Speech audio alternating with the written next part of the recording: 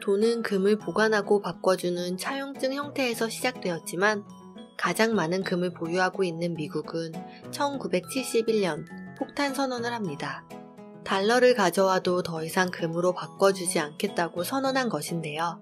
예전에는 어떤 나라의 통화를 가져와도 일정 비율의 금으로 받는다는 약속이 있었지만 미국이 이 조항을 파기하면서 달러는 세계 통화의 권력을 갖게 되었습니다. 예전에는 미국이 보유한 금의 양만큼의 화폐를 찍어낼 수 있었다면 이제는 그냥 원하는 만큼의 화폐를 마음껏 찍어낼 수 있게 되었기 때문이죠. 어떻게 보면 자칫 미국 달러의 신용도가 없어져 휴지 조각이 될 수도 있는 일인데 미국 달러가 아직까지 강세를 이어오는 이유는 두 가지가 있습니다. 첫째, 달러의 위치가 이미 굳건해져 있을 때 미국은 금태환 정지를 선언했습니다. 미국이 금태환 정지를 선언했을 때는 이미 사람들이 화폐를 화폐 자체로만 사용하지 금으로 바꿀 일이 거의 없었습니다. 그 당시 이미 많은 사람들의 머릿속에는 달러가 금의 교환 수단이 아닌 돈 그 자체로 인식되었던 것이죠. 둘째, 미국은 달러로 오일머니를 장악합니다. 기름은 아직도 가장 중요한 자원 중 하나입니다. 아직도 많은 생산기관들은 기름을 쓰고 있으며 자동차 비행기 같은 운송수단에도 기름은 꼭 필요한 요소입니다. 미국은 중동의 석유 수출기구 오펙을 설득해 미국이 중동의 석유 개발과 판매를 도와주는 대신 모든 석유의 결제를 달러로만 하게 협상합니다. 어떻게 보면 그 자체만으로는 별 쓸모도 없는 돌덩이인 금을 바꿔주지는 못해도 꼭 필요한 석유를 사려면 달러가 필요하게 된 것입니다. 이렇게 전 세계 통화의 기선을 잡기 시작한 미국은 필요할 때마다 돈을 찍어내기 시작합니다. 중세시대에 금을 창조하려고 했던 연금술사들의 영혼이 드디어 현실화된 것인데요. 금을 만들려고 하던 연금술사들의 방식은 결국 실패로 돌아갔지만 미국은 현대판 연금술을 개발해냅니다. 잠깐, 미국에서 달러를 찍어내는 곳은 연방준비제도, 페드라고 불리는 곳입니다. 특이한 것은 다른 많은 나라의 국영은행과는 달리 페드는 나라에서 운영하는 것이 아니라 일반 사조직에서 운영하는 단체입니다. 그렇지만 연방준비제도, 줄여서 연준의 이사회는 대통령이 직접 임명하는 7명의 이사로 구성돼야 하기 때문에 국가와 매우 밀접한 관계를 맺고 있는 기관이라고도 할 수 있습니다.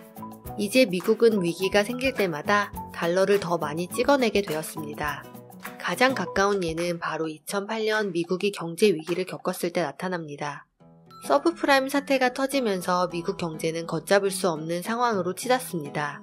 하지만 연준은 미국의 경제를 살리기 위해 돈을 찍어내기로 결정합니다. 기계를 쉴 새 없이 돌리면서 달러를 찍어냅니다. 그러면 이렇게 돈을 찍어내서 사람들에게 어떻게 나눠줄까요? 그냥 돈을 찍어서 아무렇게나 나눠줄 수는 없습니다. 연준은 자산을 매입합니다.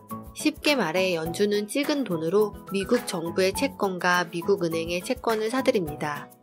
그러면 미국 정부와 은행에 돈이 엄청나게 생기면서 이 돈을 다양한 방법으로 사람들에게 나눠주게 됩니다.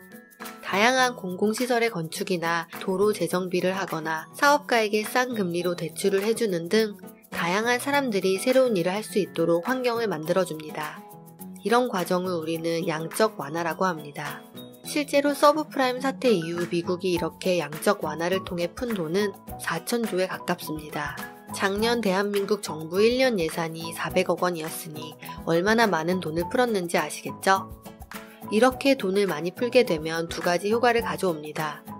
먼저 정부에서 다양한 일자리를 창출하면서 나라 안에서 돈을 쓰게 되니 나라 안의 내수 경제가 좋아집니다.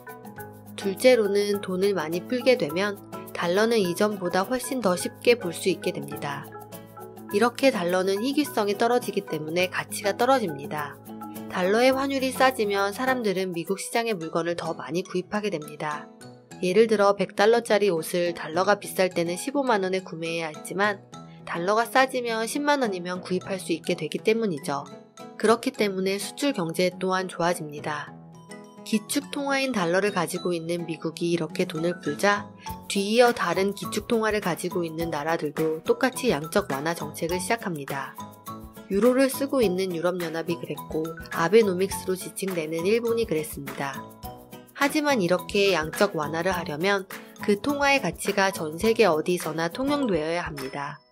유로와 엔화는 달러에 이어 전 세계 통화량의 2위, 3위를 차지하고 있습니다. 하지만 대한민국의 통화인 원은 전 세계적으로 사용할 수 있는 곳이 거의 없기 때문에 우리나라는 양적 완화를 하고 싶어도 할 수가 없는 상황이 됩니다. 그럼 미국이 양적 완화를 끝내면 어떤 일이 발생할까요? 대한민국은 왜 1997년에는 IMF를 겪었지만 2018년에는 같은 사태를 겪지 않았을까요? 나를 바꾸는 시간 셀프메이드, 구독하고 더 나은 자신을 만들어 보세요.